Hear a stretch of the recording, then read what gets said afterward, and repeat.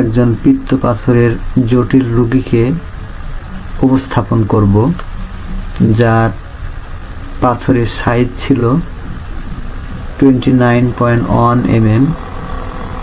উনি আমাদের নিকটে দীর্ঘদিন ধৈর্য সহকারে চিকিৎসা নিয়েছেন।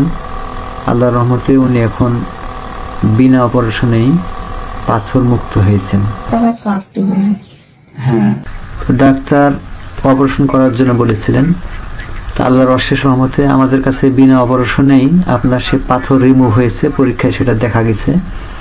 তো এখন আগের মতো কি কোনো ব্যথা, যন্ত্রণা বা কষ্ট যে হতো আপনার মাঝে মাঝে, অনেক সময় ইনজেকশন করা লাগতো যন্ত্রণার জন্য, সেগুলো কি হয় না?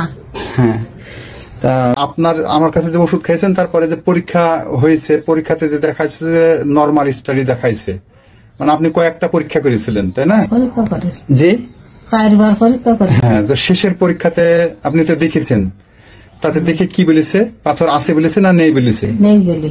হ্যাঁ, তো আপনারা রোগীর কাছ থেকে শুনলেন। তো ইনি হচ্ছেন এই গ্রামের প্রাক্তন মেম্বার, ওনার স্ত্রী।